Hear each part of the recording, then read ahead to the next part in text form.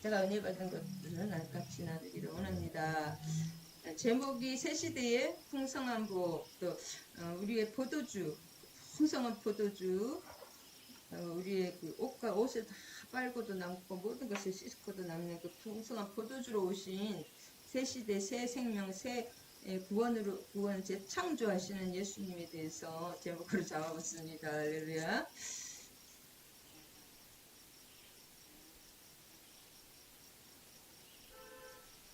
그래서 1장에는 요약해보면 요한은 하나님께서 어떻게 사람이 될 수 있는가라는 문제에 대해서 영원 전부터 계신 예수께서 인간이 되사 구속의 역사를 성취하셨음을 논증하고 있습니다.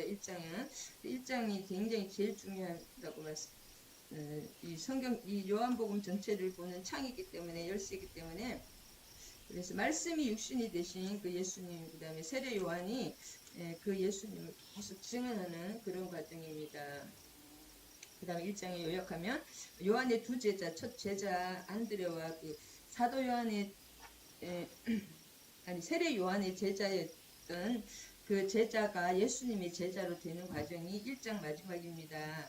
그것은 세례 요한께서 계속 하나님의 어린 양이로다, 보라, 예수님이 이렇게 제자들과 같이 세례 요한이 자기 두 제자와 같이 걸어갈 때 예수님을 보고 세상 죄를 지고 가는 하나님의 어린 양이로다, 29절에 또 말씀하고 36절에 세상 죄를 보라, 하나님의 어린 양이로다, 그렇게 계속 그 말을 두 번 이상 했기 때문에 두 제자가 그의 말을 듣고 예수님을 따르는 겁니다. 그래서 그 두 제자를 요한의 제자가 예수님의 제자가 되는 것을 보고, 그 다음에 이제 빌립과 나다나엘을 또 부르시는 것이, 제자를 부르시는 과정, 그것이 제자를 부르는 게 제일 처음이네요, 지금 보니까. 그 다음에 이제 두 번째, 가나의 혼인잔치가 굉장히 성경 전체를 또 맥을 뚫는 그 귀한 말씀이기 때문에 이 2장까지 할 수 있으면 하겠습니다. 그래서 2장 전체를 한번 요약해보면 예수님의 초자연적인 능력을 항상 표적, 세미온이라고 하는데 헬라어 표적.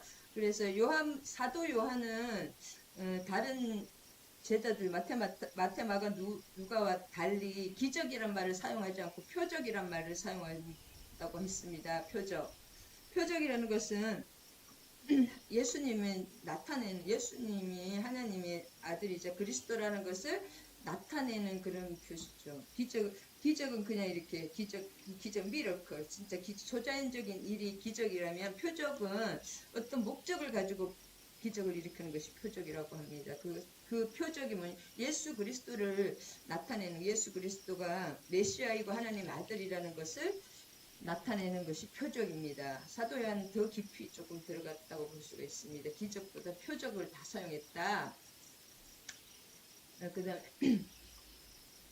그래서 표적을 나타냈는데, 이는 그리스도가 하나님의 아들 되심과 메시아라는 사실을 증거하기 위해서입니다. 그래서 이 사도 요한은 그 세 복음서, 공간 복음서가 다 쓰여진 마지막에 쓰였기 때문에 그 세 복음서하고는 똑같은 말을 계속 할 필요는 없어서 그런지, 하여튼 그 세 복음서는 중요한 걸 다 겹치고 서로 간에 서로를 또 이렇게 자증하고 있는데, 이 사도 요한은 영적인 면에서 예수님의 실체에 대해서 진짜 더 깊이 이렇게 썼는데, 그 공간복음과 겹치는 부분은 5%밖에, 7%밖에 안 됩니다. 8% 이하밖에 안 된다고 합니다. 여기서 나오지 않는 내용이 이 가나의 혼인잔치가 나오지 않는데, 이 가나의 혼인잔치가 예수님의 친척이었기 때문에 좀 이렇게 나온 것 같습니다. 중요하기 때문에. 그래서 예수님이 하나님의 아들 되심과 메시아라는 사실을 증거하기 위해서 표적이 나는데, 그 첫 번째 증거가 가나의 혼인잔치, 물로 포도주를 만든 이것이 있고, 그 사건이 나오는데, 그 다음에 계속 그 두 번째, 표적이 7개가 나옵니다. 7개 또 완전 수죠. 그런데 첫 번째 표적과 두 번째 표적, 왕의 아들의 신하, 그게 첫째, 둘째 표적이 숫자가 나오지만, 그 위에는 이제 뭐 첫 번째, 두 번째 그런 말은 안 나오고, 첫 번째와 두 번째만 이렇게 숫자를 세우는 그런 것을 볼 수가 있고, 뒤에 부분은 어디 나중에 하겠습니다. 할렐루야. 그래서 요한복음 2장 1장 말미와 2장을 조금 1장도 성경 전체적으로 이렇게 쭉 이렇게 하는, 이 요한복음은 하나도 빼놓을 데가 없어서 진짜 너무나 중요한 거기 때문에, 특별히 1장은, 그래서 1장 조금 더 마무리하고 2장으로 넘어가겠습니다. 그래서 요한복음의 목적은 예수님을 완전히 계시하는, 예수님이 하나님의 완전한 계시라는 것. 그러니까 하나님이 태초에 인간을 창조하시고 이 만물을 창조하신, 특별히 우리 세상과 인간을 창조하신 목적은 하나님 자신의 영광을 선포하는 것이거든요. 하나님 자신의 영광을 선포하는 것이다. 그러면은 이 요한복음의 목적은 예수님의 하나님이라는 것을 선포하는 거예요. 예수님이 하나님의 완전한 계시임을, 완전한 하나님임을 또 선포해 주는 것이 요한복음이다. 그것을 또 알습니다. 결국 이 성경 전체와 우리 삶의 목적은 하나님의 영광을 드러내는 거죠. 우리는 하나님 자신을 드러내는 것입니다. 그래서 빨리 시간을 줄이기 위해서 자, 그래서 1장 36절에 1장 36절에 보면 세례 요한이 보라 하나님의 어린 양이로다, 이렇게 예수께서, 자, 이게 중요하죠. 35절에 이튿날이라는 말이 이거 굉장히 중요합니다. 일단 이튿날, 이렇게 이튿날 예수께서 거니심을 보고 세례 요한이 말하는 것입니다. 하나님의 어린 양이로다. 세례 요한 예수님을 증거하기 때문에 너무나 정확하게 아주 실제적으로 아는 거. 우리 신앙은 실제적이다. 뭐 붕붕 떠나다니는 그런 영적인 것이 아니라 영은 실제입니다. 이렇게 하나님의 어린 양이로다 말할 때 그 제자가, 아까 안드레와 그 다른 제자가 예수를 따라가는 것입니다. 그리고 이제 안드레와 그 세례 요한의 제자는 세례 요한에게 기초 공부를 많이 한 거죠. 어떻게 생각, 학습을 이 공부를 많이 했기 때문에 스승님이 얘기할 때 그것을 너무나 잘 알아들었기 때문에 메시아를 찾는 거잖아요. 결국은 모든 것을 버리고, 그렇기 때문에 예수님을 따르게 되는 것입니다. 그래서 그들이 예수님과 쭉 같이 있다가, 근데 안드레는 베드로의 동생이잖아요. 그래서 안드레가 제일 첫 제자가 안드레입니다. 그 한 제자 이름은 안 나오기 때문에. 그래서 그 메시아를 만났다. 그래서 안드레는 어쨌든 선행적인, 이게 뭐든지 영적인 것도 하루아침에 하나님 이 기초적인 그 성경의 지식이라든지 이런 것들이 다 필요합니다. 그러면 아무래도 선행 지식이 많았기 때문에 세례 요한의 제자로서 탄탄한 기초를 쌓았다. 그것이 저는 참 그냥 우연히 된 것이 아니라 이게 딱 자기 메시아를 모든 것을 바치잖아요. 이 제자들은. 그렇기 때문에 또 이 시대는 로마 시대이기 때문에 목숨을 걸고 예수님을 믿는 거잖아요. 그렇기 때문에 딱 그걸 버리고 딱 알아볼 수 있는 이 영의 눈이 열리지 않으면 이걸 모릅니다. 이게 안 보입니다. 하나님이 가려놨거든요. 깡패들이 왜 깡패입니까? 그 사람들은 죄에 이렇게 눈이 가려서 안 보여요. 이게 바로 어떻게 나쁜 사람이 잡혀갈 거 뻔히 아는데 그게 안 보이는 것입니다. 심하게 말하면은 그런 것처럼 영의 눈이 열리면 보인다. 그래서 어쨌든 스승님의 어떻게 생각하면 안드레를 준비했다고 할 수도 있습니다. 세례 요한은 어차피 예수님을 증거하는 사람이기 때문에, 준비하는 사람이기 때문에 그 다음에 그 사람이 계속 전도를 하는 것입니다. 자기 형 베드로를 전도했고, 또 빌립을 만나서 또 빌립을 전도했습니다. 빌립 집사가 나중에 사마리아 성에서 엄청 크게 적을 했고, 그 다음에 빌립은 안드레와 베드로와 한 동네 베세다 사람이기 때문에 주변에 진짜 복 있는 사람을 만나면 나도 복을 떠불러 봤습니다. 누구를 만나는가가 무엇을 하는가보다 누구를 만나는가가 더 중요합니다. 우리가.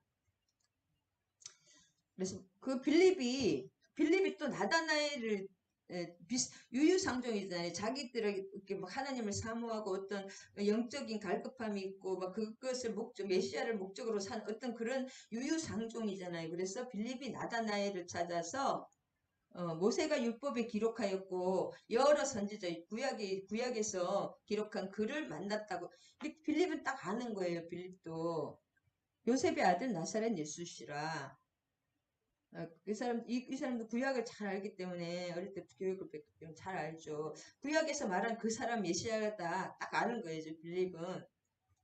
근데 참 비교가 되는 게 나중에 니고데모는 그 사내들인의 굉장히 높은 사람이었거든요. 높은 사람 중에 한 명이 굉장히 유대 종교 지도자의 최고 큰 모임의 그 리더 중에서도 좀 제일 중요한 또 한 사람이었거든요. 니고데모는.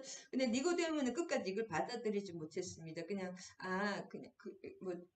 선생이여 하기는 했지만 니고데모가 3번 나오기는 했지만 나중에 예수님 돌아가시고 그 모략인가 가져올 때 하고 중간에 한번 예수님이 막 정죄당할 때 법대로 하자고 막 그렇게 한 번, 2번 나오긴 하지만 그래서 이게 반응이 다르다. 근데 처음에 나다나엘은 까칠하게 부정적인 반응을 했지만 곧장 예수님을 보고 이렇게 예수님을 실제를 알고 당신은 이스라엘의 임금이로소이다. 그래서 나다나엘의 이 고백이 굉장히 중요합니다.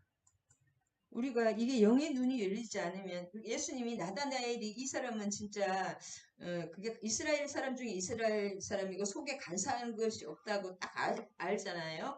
그러니까 나다나엘이 처음에는 까칠하고 했지만은 이렇게 보면 얘기를 나눠보니까 당신은 이스라엘의 임금이로소이다.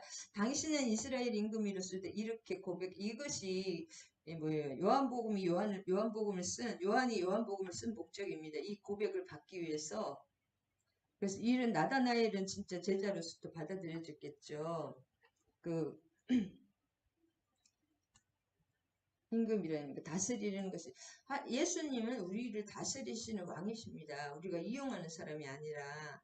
예수께서 대답하여 이르시되 내가 너를 무화과 나무에서 보았다 함으로 믿느냐? 그러니까 다 알잖아요. 자기의 모든 것을 아시는 거예요. 전지전능하신 신이자 또 인간이시지만 또 하나님이 완전한 신이시기 때문에 하나님이시기 때문에. 근데 51장 이것이 중요한 말씀들이 오늘의 핵심인데 또 이르시되 진실로 진실로 너희에게 이르노니 하늘이 열리고 하나님의 사자들이 인자 위에 오르락 내리락 하는 것을 보리라 하시니라. 이것이 결국은 이것이 예수님의 목적입니다. 이것이 야곱이 옛날에 그 창세기에 베델의 돌베개를 배우자 할 때 하늘이 열리고 뭐 천사들이 사다리가 오르락 내리락 했던 예수님의 어떻게 하면 예표라고 할 수 있습니다. 야곱을 통해서 이스라엘을 세우시잖아요. 예수님을 통해서 이제 신약 우리 새 시대를 세우잖아요. 신약의 새 창조를 이루십니다. 그래서 이것이 51장의 예수님의 정체성이다. 진실로 트룰리 이거는 아멘이거든요. 오늘 보면 정말 아멘 너희에게 이르니 하늘이 열리고 하나님의 사자들이 인자 위에 예수님이 하시는 말씀이죠. 예수님 인자라는 것은 예수님이란 뜻이거든요. 그래서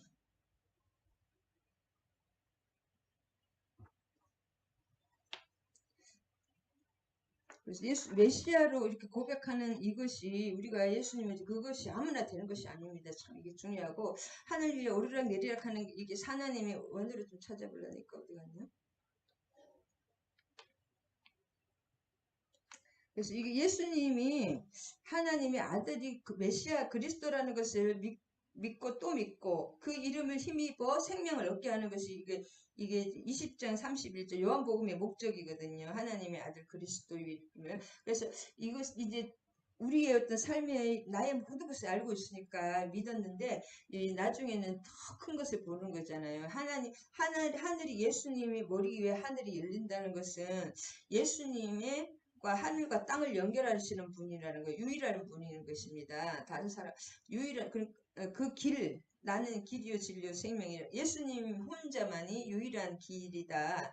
그 하나님과 하늘과 땅을 연결하시는 분이고, 하늘이 열리고, 하나님의 천사들이 이제 그 예수님 위에 오르락, 그 예수님과 이렇게 계속 교통을 할 수 있는 거잖아요. 하나님과.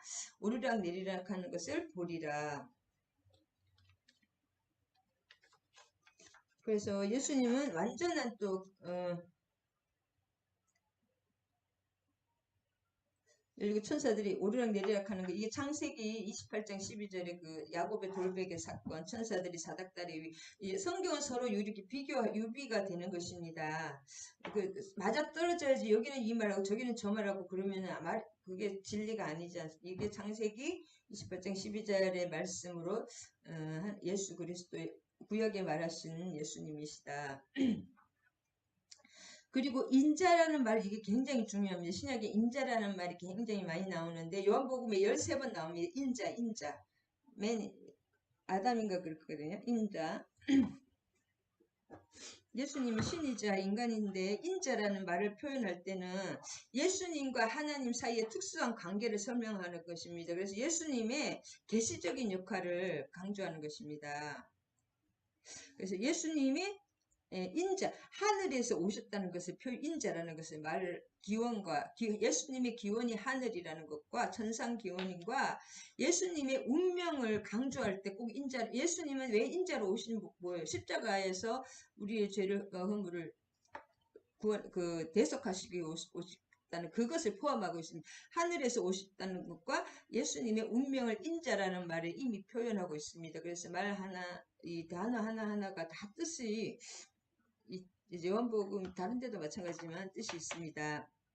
그래서 인자는 위에서 내렸다 승하라 그러거든요. 하늘에서 내려왔다. 그 다음에 하늘로 다시 올라간다는 뜻, 승천을 이렇게 올라간다는 것을 표현하고 그 다음에 예수님이 앞으로 보여주실 계시 활동이 이 속에 다 들어가 있습니다. 3장 13절, 6장 62절.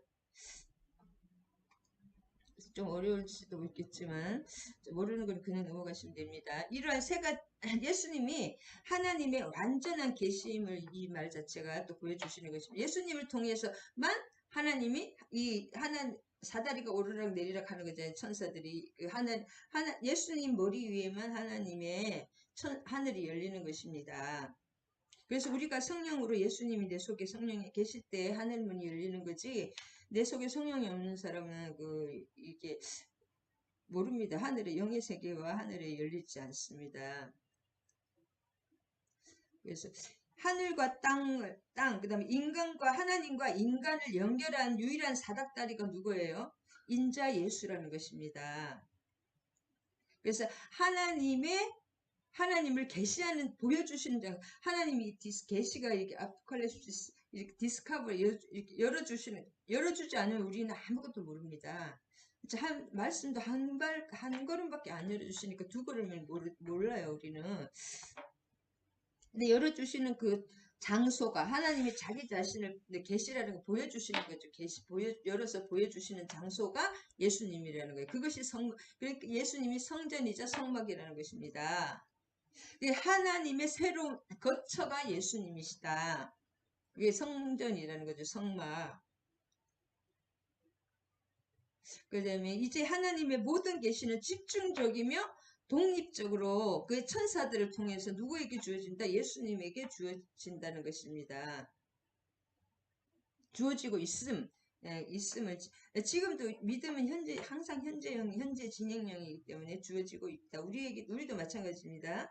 예수님이 하나님의 완전한 계시로 하나님의 새 집, 성전이죠. 새 베델, 기도하는 장소, 성전이죠. 새 집과 새 베델, 기도하는 장소로, 성전으로 이 땅에 오셨음을 너무나 잘 알려주는 말씀입니다. 51장. 그래서 이 1장에서 이렇게 막 이런 것을 보여주신 이 장 이후에 계속 이제 이것을 증명해주고 보여주시는 사건이 일어나는 것입니다. 2장에서부터 나다나엘에게 약속하신 말씀이 이제 실현되고 있음을 알게 되고 이 성경은 계속 문학적으로 다 연결이 됩니다. 그래서 1장은 모든 이 요한복음의 창이고 열쇠이기 때문에 그래서 옛 성전 대신에 이제 새 성전, 옛날에 성막과 성전이 있었지만 새 성전, 지금도 성전이 예수님 당시에도 성전이 있었고 아직 완성이 되지도 않았어요. 예수님 20년 있다가 완성이 됐거든요. 완전히 그 전체적인 것은 헤롯 성전이 너무 커가지고 그런지 하여튼 근데 성전을 무너뜨린다고 해 아직 다서기도 전에 무너뜨리졌죠. 70년 후에.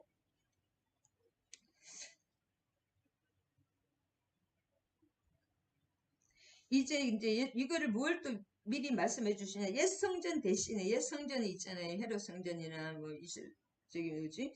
솔로몬 성전이 계속 이렇게 된 거 헤롯 성전이 됐거든요. 지금 그 성전, 옛 성전 대신에 새 성전이신 예수님. 그다음에 장소가 그 예루살렘에서만 드려야 되잖아요. 장소가 국한된 예배 대신에 예수님의 인격에 초점을 둔 영적인 예배와 유대인의 그 절기 있잖아요. 뭐 계속 초막절, 유월절이 굉장히 유월절이 제일 중요한데 유월절 막 그런 초막절 이런 거 그 절기 대신에 예수님의 그 선물이 예수님 자신이 선물이잖아요. 십자가와 부활의 그 선물이 새 시대에 하나님의 백성들에게 주어질 것을 이것을 보여주시는 것이고 이미 주어졌죠. 그리고 사도 요한이 이 성경을 쓸 때는 이미 예수님의 그 천국 가시고 난 다음에 쓰셨기 때문에 그 모든 사건이 이루어진 다음에 쓴 것입니다. 그러니까 더 확정적으로 쓸 수가 있었던 것이고 이제 2장부터 2장 진짜 중요한 되는데 너무 시간이 많네.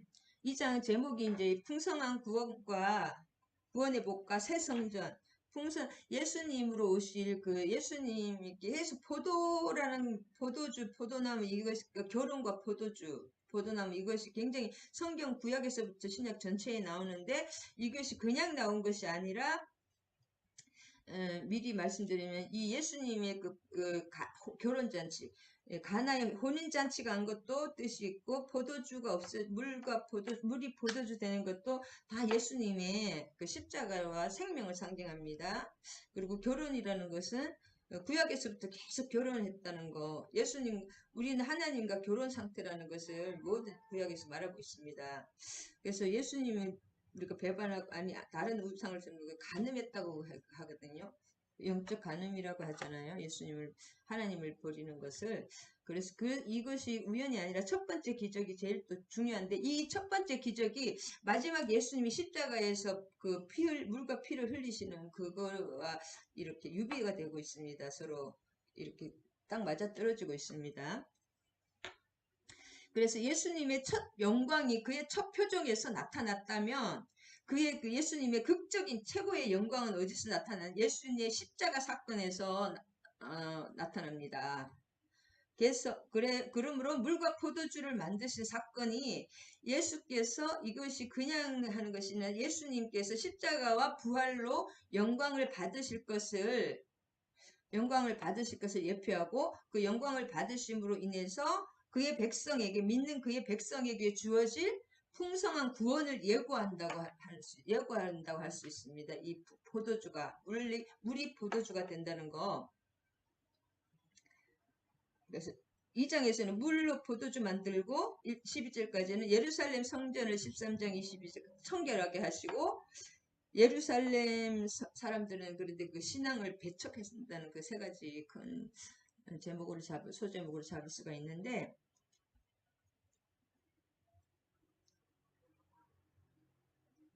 그리고 이 장은 이 내용을 잘 아시기 때문에 제가 읽지 않겠습니다. 여러분 계속 읽으시기 바랍니다. 묵상하시기 바랍니다. 그리고 나다나엘에게 그 말씀에 이보다 더 큰 일도 보리 하나님의 그 성취 이 하늘과 땅을 연결하고 사다리가 하늘에 열려서 하늘이 열리고 하나님의 사자들이 인자 위에 오르락 내리락 하는 그 첫 번째 표적이 이것입니다. 나다나엘에게 보리라. 예수님은 거짓말 안 하시고 그대로 바로 이루어지는 것입니다. 2장에서. 그 다음에 이 장은 전체적인 성경의 전체 그 19장까지의 제일 중요한 그 표적이고, 나중에 19장, 그 십자가의 그 절정을 미리 보여주는 것이고, 동시에 2장에서 4장에서 기록된 사건들을 주제가 됩니다. 이것이. 2장과 4장의 전체적인 것을 훑어보겠습니다. 2장과 4장에 등장하는 핵심적인 주제는 옛것을 대리하는 새로움임, 새 것입니다. 새로운 것. 옛것과 새 것, 그 다음에 옛것을 대치하는 것. 은혜 위에 은혜라는 것은 그 모세의 은혜 위에 은혜 대치하는 예수님의 은혜, 십자가의 은혜 이 말입니다. 옛것을 대치하는 새로운 것들을 나타내는데, 이 장에서는 옛 포도주를 대신하는 새로운 포도주, 그것을 나타내고, 성전 청결도 옛 성전 대신에 새로운 성전을 제시하기 때문에 예수님이 성전, 우연히 그렇게 된 것이 아니라 모든 것이 의미가 있고 그 말씀의 성취고 우리에게 의미하는 바가 엄청 깊습니다. 예수님의 행적 하나하나는 모든 것을 숨쉬는 것까지. 그래서 옛 포도주를 대신한 그 다음 성전 청결도 새로운 성전 예수님을 말하는 것입니다. 이제는 그걸 깨끗이 치워가지고 거기서 예배를 드리겠다는 것이 아니라 상징이다. 특별히 또 요한복음에서는 모든 것이 상징으로 되어 있습니다. 은유와 상징과 그 아이러니라 그런 거로 되어 있습니다. 문학 작품, 문학 방법이, 표현 방법이. 그 다음에 3장의 니고데모와의 대화는 뭐냐면, 영으로 태어나면, 육으로 태어난 것은 다 육이다. 그런 말씀이잖아요. 그 새로운 탄생, 중생, 사람이 거듭나지 않으면 하늘 천국에 갈 수 없다는 그 말씀. 그러니까 옛 탄생 대신에 니고데모가 굉장히 높은 사람이라 그랬죠. 근데 그것은 그리고 얼마나 율법을 열심히 지켰겠습니까? 그런데 그건 밤에 왔대, 밤이라는 것도 나중에 많은 뜻이 있는데, 새로운 탄생, 그러니까 옛 탄생 대신에 우리가 새로운 탄생을 예시하고, 4장에서는 수가성 여인과의 대화에서는 다시 목마르게 하는 물 대신에 영원한 영원한 영생이라는 것입니다. 물이 영이거든요. 성령, 생명, 똑같은 말입니다.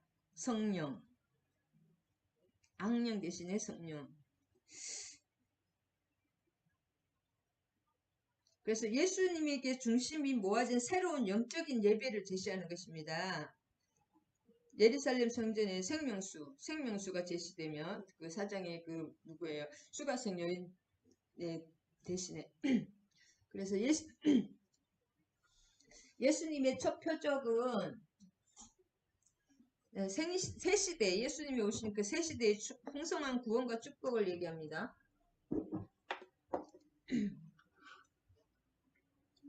그 다음에 요한복음은 7가지 아까도 말씀드린 표적이 나오는데 그 중에서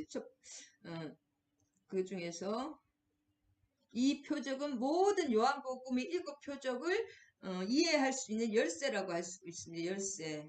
그래서 이 열쇠를 잘 알면 다른 것들이 쉽게 풀어집니다. 그래서 이 표적에서 이 예수님의 영광이 이제 시작되는 것입니다. 그 다음에 예수님의 7번째 마지막 표적이 뭐냐? 나사로를 죽은 자 가운데 살리신 그 표적이거든요. 그 하나님의 영광을 가장 극적으로 나타낸 죽은 자 한 사흘 썩어서 냄새가 날 것이라고 그렇게 말했잖아요. 그 사람을 가장 극적으로 살아낸 것은 또 나사로한 예수님의 어떤 예표를 말하고 있습니다. 죽은 지 사흘이 됐잖아요. 예수님의 다 예표, 모든 것은 예수 그리스도 메시아로 풀어지는 것입니다. 예수 그리스도를 나타내기 위해서 모든 이 성경을 쓰여지고 그분이 하신 그것입니다. 한마디로 그의 시스 스토리, 그의 이야기입니다. 예수님의 이야기다. 메시아의 이야기다. 그러니까 예수님의 정체를 나타내고 예수님의 사역을 어떤 사역인지 그것을 예표하는 것이고 나타내는 것입니다. 모든 표적이. 그 다음에 하나님의 영광을 예수 그리스도를 통해서만 하나님을 자신을 계시한다고 했었잖아요. 51절에 1장. 그래서 하나님의 영광을 나타내고 요한이 물로 포도주가 되게 한 사건을 기록하는 것은 그래서 그 신학적인 의미가 있습니다. 이게 열쇠다. 다른 것들의 그 무슨 기초가 되는 것입니다. 할렐루야.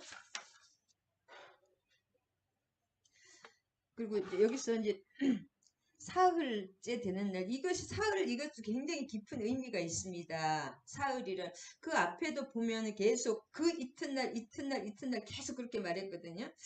여기 29절에 또 그 1장 29절에는 그 이튿날 그 다음 날이거든요. 그 다음 날이란 뜻인데 계속 그 날짜를 정확하게 그 다음 날 그래서 요한의 계산에 의하면 첫증 1장 19절에 첫째 날이 뭐냐면 첫째 날 1장 19절이 첫째 날입니다. 요한의 증언이 예루살렘에서 보내신 그 19절에서 28장 이것이 첫째 날입니다. 28절까지가 요한이 세례 베풀던 곳 다니엘에서 일어난 일이래. 이게 첫째 날 일어난 일이고 둘째 날은 29에서 34절까지입니다. 그 이튿날이잖아요. 그 이튿날 29절이 이튿날 나옵니다. 그래서 34절까지가 그 이튿날이고 그 다음에 35절부터 42절이 그 또 이튿날입니다. 35절 한번 볼까요? 또 이튿날 요한이 자기 제자 중 두 사람과 함께 섰다가 그래서 35장에서 42절 그 오늘날 이튿날 그 이튿날이 또 그 다음 날이 다음 날 또 다음 날입니다. 그래서 아까 28절 1장 29절이 그 첫째 날이고 1장 29절에서 34절이 둘째 날입니다. 그 다음에 35절에서 42가 셋째 날입니다. 그 다음에 빌립과 나다나엘이 부른 43절 요게 넷째 날이나 다섯째 날입니다. 43절 그 이튿날 지금 1장입니다. 1장 이튿날 빌립과 나다나엘 곧 요게 이제 요 이튿날 요것이 사 또는 5일째 날입니다. 그 다음에 나오는 것이 갈릴리 사흘째 다른 것은 이튿날 이렇게 나왔는데 이것은 사흘째 되는 날이라고 되던 날 사흘째 되던 날이라고 나왔잖아요. 이것은 갈릴리 가나의 혼인잔치인데 그래서 이것을 계산해 보면 6일이나 7일로 나오거든요. 요 날짜가 6일이나 요한의 계산에 의하면 나오는데 7일일 가능성이 많다고 합니다. 7일 날 가능성이 왜냐면은 그래서 이 7일 완전 숫자는 이 사흘째 되는 날이 이 성경에 진짜 깊게 그 숫자 하나들 1도 틀린 너무나 철저하게 딱 맞아떨어집니다. 우연히 진 것이 하나님이 쓰신 것이 확실한 것이 그래서 이 완전 7일에 일어나는 예수께서 그의 영광스러운 모습을 최초로 보인 것입니다. 7일째. 이 사흘째가 계산해보면 7일이 거의 7일에 맞습니다. 성경에 7일이라고 나오지 않으면 계속 계산해보면. 그래서 이 7일이 또 이런 6일 이전에, 6일 다음 날이 7일이잖아요. 이것은 구약 창세기 1장에 그 6일을, 창세기 1장 6일 창조를 지니시고 7일째 예수님이 하나님이 안식하는데 그 옛 창조의 6일이라고 그것을 다 맞닿아 있습니다. 서로 유비가 됩니다.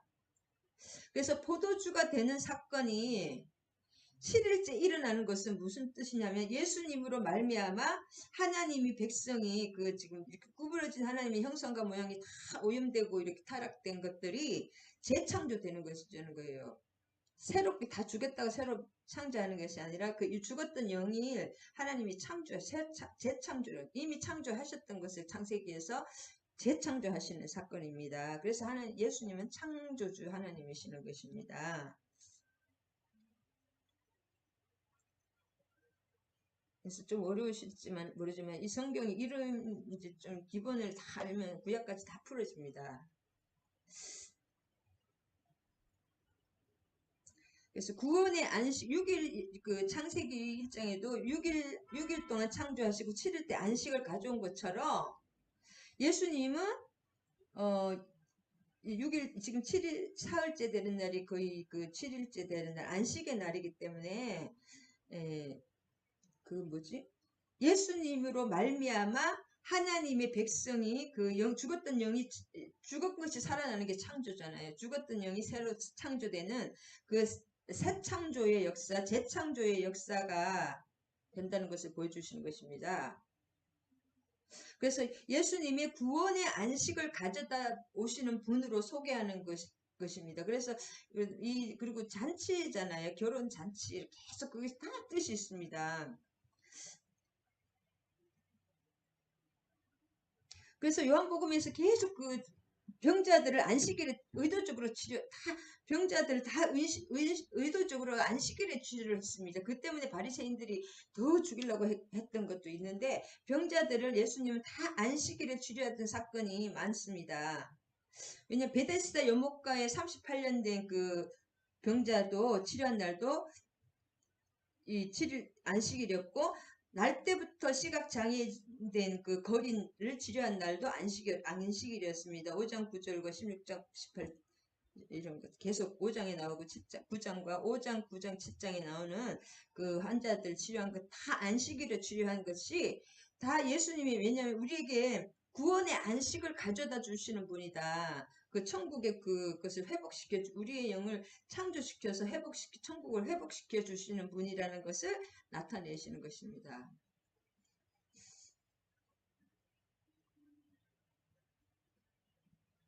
그래서 이 사흘 이튿날 하는 것도 갑자기 사흘째 이것은 사도 요한이 이 저자의 의도적인 그런 그 의도적으로 이렇게 변경하는 것입니다.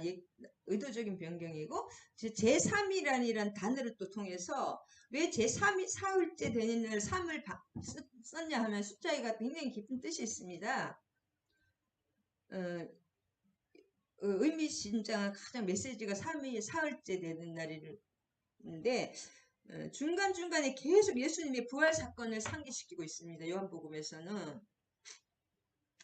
그래서 이것을 염두에 두고 2장 22절, 그 다음 7장 39절, 12장 16절, 20장 9절에 죽은 자 가운데, 특히 20장 9절에 보면은 죽은 자 가운데서 살아나리라 하리라 그것을 아직 알지 못하여서 그 20점 그 예수님이 그 십체를 이렇게 다 이렇게 영을 한다 그럴까 이렇게 하면서도 제자들이나 그 제자들은 그 예수님이 죽은 자 가운데 살아나리라 한 그 말씀 기억하지 모르고 그냥 하는 거예요. 모르고 그 말이 나오거든요. 요한복음 20장 9절 그렇게 나오기 때문에 근데 그것은 이제 나중에 알게 됐는데 그 당시에는 몰랐던 것입니다.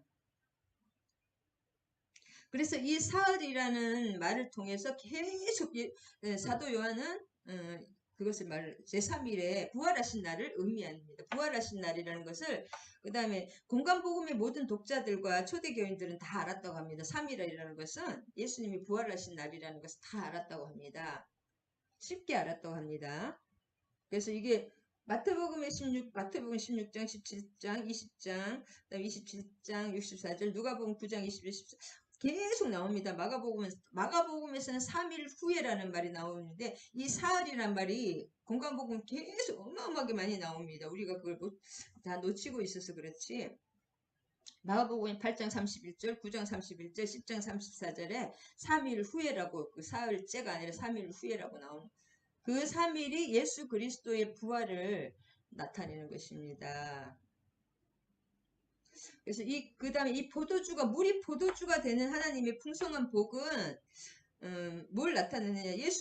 예수님이 죽으셨다가 부활하실 때에, 뭐예요? 물이 포도주가 되게 함으로써 예수님께서 계시한 구원의 새 시대 보여주시는 것입니다. 우리 예수님이 십자가와 부활로 인한 구원의 새 시대와 풍성한 지극한 복이죠. 풍성한 그 지극한 복의 시대가 왔다는 것이 예수 그리스도의 십자가 부활에서 그것이 언제 왔느냐? 지극한 그 풍성한 막 새 시대 말도 못한 그 복이 언제 왔냐? 그 십자가 부활에서 결정적으로 올 것을 암시하고 있습니다. 이걸 쓸 때는 이미 왔을 때 그것을 확정적으로 쓸 수가 있습니다. 그것을 이제 보여주시는 것입니다. 올 것을 아직까지 이제 여기 19장에 가야 돌아가시니까 요한복음에서는 그것을 알려주시는 것입니다. 그리고 예수님은 가나의 혼인잔치에서 예시한 대로 죽으셨다가 다시 살아나심으로 풍성한 구원의 새 시대를 오게 하시는 것이고, 예시라는 것은 그 포도주가 되는 거죠. 이 완성 시점에 예수님이 가나 혼인 사건을 들어서 이제 설명하시는 것입니다. 예수님이 할 일 없어서 설명한 것이 아니라 너무너무 깊은 뜻이 있다. 2장 4절에. 그리고 2장 4절에 이것이 또 무슨 뜻이냐면은, 어, 이 사도 요한은 예수님이 친척이라 그랬죠. 이모라 그랬죠. 이모 이종 사촌이죠. 예수께서 이르시되 여자야 나와 무슨 상관이 있습니까? 내 때가 아직 그래서 이 가나 혼인 자체는 혼인 이런 것도 아무도 모르는 사람을 친척을 한 친척들을 그래도 초대를 하잖아요. 혼례의 청함을 받았다는 것은 예수님하고 굉장히 가까운 집안이라는 사람이죠. 이 주인공이 누군지 모르겠지만 어떤 사람은 사도 요한의 결혼식이라는 말도 있어요. 이것도 찾아봐야 되겠습니다. 그래서 이 포도주가 없으면 이 당시 그 유대 사회에서는 포도주가 결혼식일 때 포도주 일주일 뭐 굉장히 길게 하잖아요. 포도주가 없으면은 법적인 소송이 들어갈 정도로 굉장히 그 포도주가 중요시됐다고 합니다. 그래서 이거는 포도주가 없는 것은 가족 입장에서는 엄청 큰 일이거든요. 법적인 소송까지 들어갈 수 있는 엄청난 사건이라고 합니다. 우리 같으면 포도주 사오면 될 것 같은데. 자, 내 때가 아직 이르지 아니하였나이다. 지금 2000년 전이라는 것을 감안해 보면 이게 이해가 됩니다. 그리고 이 내 때라는 것이 이해가 좀 안 돼. 이 포도주 만드는 거하고 예수님 때라고 나랑 무슨 상관이 예수님이 너무 여자여 하면서 굉장히 교만하다고 누가 얘기를 하는데, 그래도 어머니한테 어떻게 여자여 그렇게 말을 하나, 우리 육적인 어머니이신데, 그렇게 생각할 수도 있었는데, 이것이 엄청난 뜻이, 내 때가 이르지 못했다는 말씀인 무슨 때가 하냐면은, 요한복음에서 예수님의 때나 예수님의 시간은 언제나 십자가에서 예수님이 영광을 받으시는 그것을 말하기 때문에, 아직 영광 받을 때가 안 된다. 십자가를 영광이라고 다 표현한다 그랬지. 요한복음에는 다른 복음에는 고난이라고 표현하시지만 하나님이 영광이라고 계속 영광이 십자가입니다. 십자가가 아직 그 사건이 때가 안 됐다는 거예요. 그러니까 물이 포도주가 된다는 것은 포도주라는 것은 예수님의 십자가와 어떤 로 인한 그런 영광과 생명을 의미한다는 걸 알 수가 있습니다. 그래서 엄격한 그 시간적인 의미로 예수님의 때는 오지 않았지만은 상징적인 의미에서는 예수님의 때가 이미 왔음을 의미하는 거예요. 예수님이 공간복음에 1년 동안 활동하신 거 쓰이고 여기서도 3년이지만 잠깐 예수님이 하신 거 잠깐 그리고 3년이 얼마나 깁니까? 우리 30년도 짧은데 그러니까 지금 1년 후나 2년 후나 그때가 그때인 것 같습니다. 상징적인 의미에서 예수님의 때가 이미 왔음을 또 의미합니다. 그래서 요한복음에서 요한이 이 요한복음을 기록할 당시에는 예수님이 이미 십자가의 영광을 받으신 상태이기 때문에 그래서 물로 포도주를 만드시는 그 사건을 이미 풍성한 복이 이미 백성에게 주어지고 있었던 때에 이걸 쓴 것입니다. 그래서 이거 결론을 말하면 예수님의 풍성한 구원을 예시하는 그 포도주 사건이다. 그 다음에 이거 한 가지는 더 하고 마무리해야 되겠네. 6절에 유대인의 정결 예식을 따라 두세 통 드는 돌항아리, 두세 통이라는 것은 이게 돌항아리 하여튼 6이 있었습니다. 두세 통이 들어가는 돌항아리 6개가 있었는데 유대인들은 그 물을 담는 돌항아리 이 뜻이 뭐냐면 유대인들은 그 결례 깨끗하게 하는 예식을 따라서 유대인의 결례를 따라 유대인의 정결 예식을 따라 이 말이 계속 이것이 나오는 것인데 유대인들은 의식적인 그 성결인 의식을 할 때 예배를 드리고 제사를 드릴 때 돌항아리에 들어있는 물로 그 손과 발과 각장 그 식기들을 닦음으로써 그들의 마음이 깨끗해진다고 믿었고 실제로 그렇게 했거든요. 마태복음 15장, 마가복음에도 계속 나오고 누가복음 11장 38절에도 나오는데 그러나 예수님의 의식적인 그 결례 행위는 유대인들의 예식 외적인 결례 행위잖아요. 그런 것은 그들의 마음 속에서까지 깨끗하게, 마음의 죄까지 깨끗하게 씻지를 못했습니다. 그래서 인간의 죄 문제는 인간의 그 마음속에 깊은 그런 죄 문제까지는 유대인의 그 종교가 이 결례의식이, 정결의식이 해결하지 못했다는 그런 말입니다. 그래서 대체하는 거죠. 그 예수님이 주신 그 회개와 의와 내적 성결이 그 예수님을 믿음으로써 예수님의 보혈로 해서 씻어지잖아요. 그래서 이거는 돌 항아리가 또 여섯이었다는 것에 의미가 있습니다. 유대인의 무익함, 불완전함, 인간의 수잖아요. 여섯이. 그래서 인간의 수, 그 뜻, 육도 다 뜻이 또 무능함을 보여준다고 할 수 있습니다. 인간의 무능함. 그래서 유대교가 아니라 이제 세상 종교, 모든 다른 종교도 인간의 죄에 대한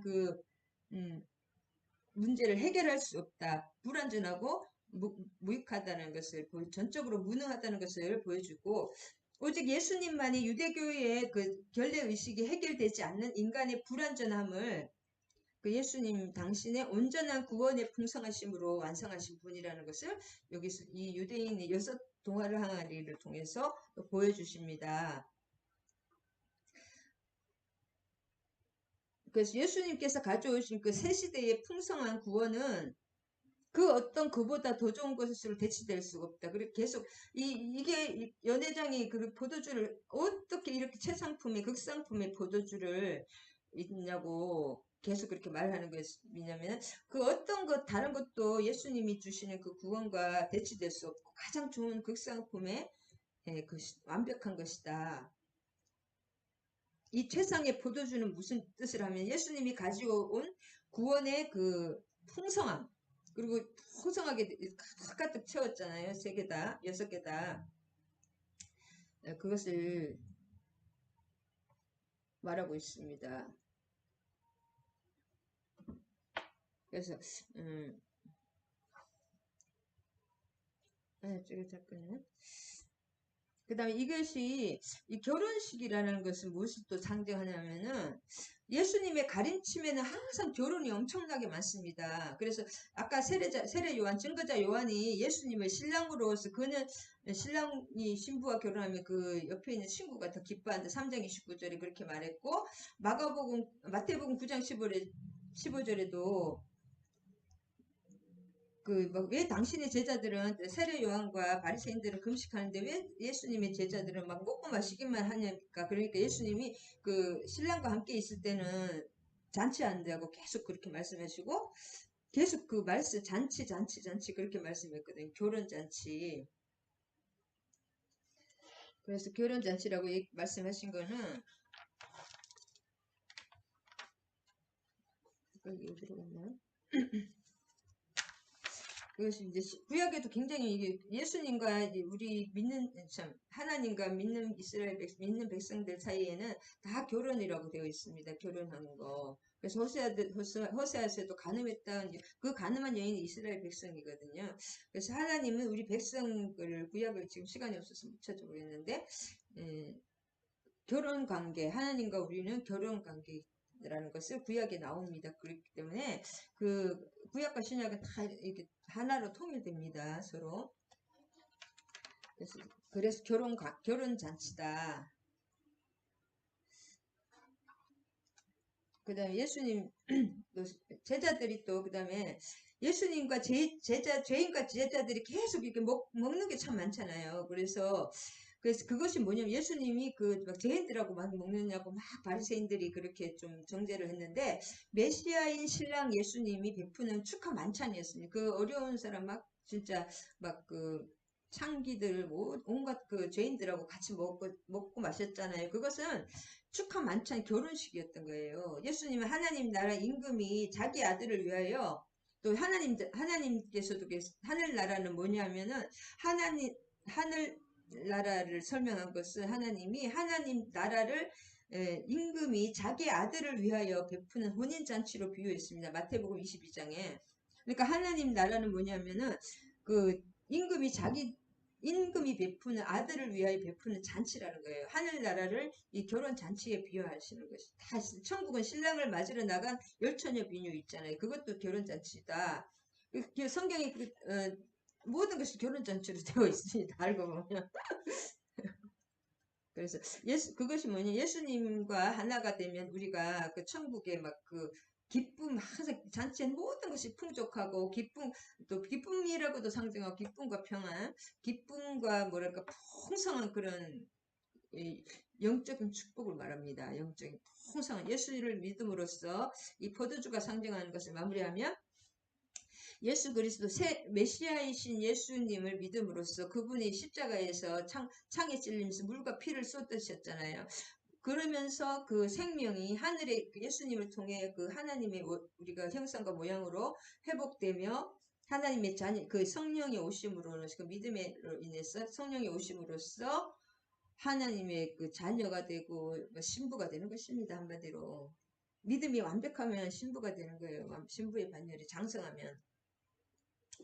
그래서 우리가 예수님을 진짜 진정으로 믿을 때 결국은 믿음과 불신의 싸움입니다. 믿느냐 안 믿느냐, 살아계신 하나님을 믿으면 믿는 정도에 따라서 그 천국이 풍성함이 더해지는데, 믿을까 말까 뭐니까 그름이 좀 연약한 올까 말까 하는 그 천국의 풍성한 이런 포도주가, 그리고 이 천국 구약에도 보면, 이사야서도 보면 이 포도주가 넘쳐서 나중에 옷을 빨고 온 게 깨끗하게 하고 하얀 우유를 마시고, 그것이 다 무엇이냐, 예수 그리스도의 를 믿음으로써 그분의 보혈로 인한 그 포도주가 보혈을 상징하거든요. 그 생명과 영생을 상징합니다. 영생과 성령, 그것이 물이다, 생명, 영생수다.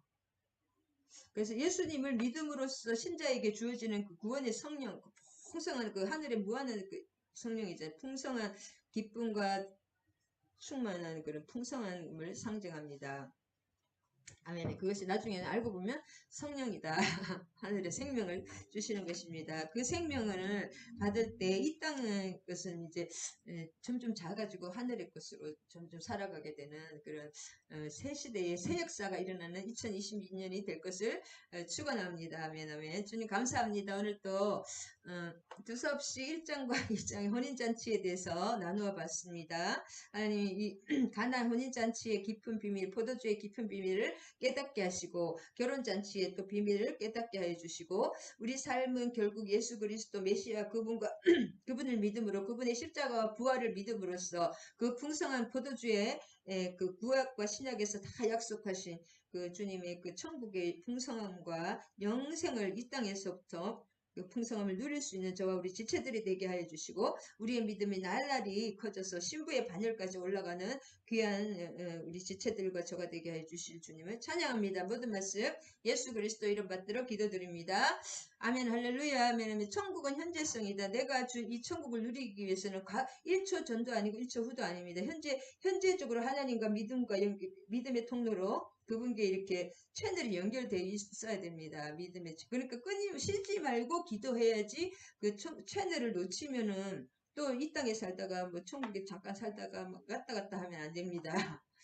저도 그렇게 완벽하게는 안 되는데, 되도록이면 그 말씀과 기도로 항상 시간을 정해서 또 어떻게 막 큰 은혜가 될 때도 있고, 때로는 좀 은혜가 안 될 때도 또 버티고 나아갈 때 단계로 하나님 올려주십니다. 하루아침에 올려주지 않은 이유는 우리를 위해서 올려주지 않은 것입니다. 여러분, 여호수아에서도 보면 하루아침에 확 빼면 우리가 오히려 나빠지기 때문에 한 걸음 한 걸음, 우리도 초등학교 때부터 다니면서 중고등학교를 다녀야 되지, 처음부터 예를 대학교를 다니면 좋은 거 없잖아요. 그런 것처럼 다 우리의 유익을 위해서, 영적 성장을 위해서 하나님의 배려이신 줄을 사랑이십니다. 결국은 이 포도주가 하나님의 예수 그리스도의 보혈이라는 것은 하나님의 사랑이시지 않습니까? 하나님을 나타내시는 것이다. 우리를 얼마나 사랑하시는 그 사랑에 힘입어 승리하시는 저와 여러분이 되시기 바랍니다.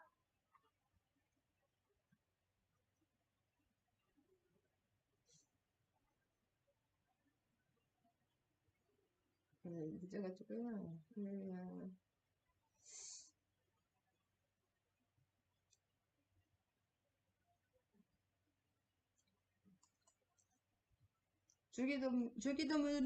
주기도문과 축도하심으로 마무리하겠습니다. 하늘에 계신 우리 아버지여, 이름이 거룩히 여김을 받으시오며 나라가 임하시오며 뜻이 하늘에서 이루어진 것 같이 땅에서도 이루어지이다. 오늘 우리에게 일용할 양식을 주시옵고 우리가 우리에게 죄 지은 자를 사하여 준 것 같이 우리 죄를 사하여 주시옵고 우리를 시험에 들게 하지 마시옵고 다만 악에서 구하시옵소서. 나라와 권세와 영광이 아버지께 영원히 있사옵나이다. 아멘. 아멘. 이제는 우리 주 예수 그리스도의 한량없는 은혜와 하나님 아버지의 극진하신 사랑과 성령님 감화교통 사랑의 강력한 역사하심이 함께 하시는 우리 지체들과 종소의 목사 위에 이 나라 이민족 위에 이제부터 영원히 함께 하실 것을 축원하옵나이다. 아멘. 아멘. 할렐루야. 사랑하고 축복합니다. 풍성한 복을 누리시기 바랍니다.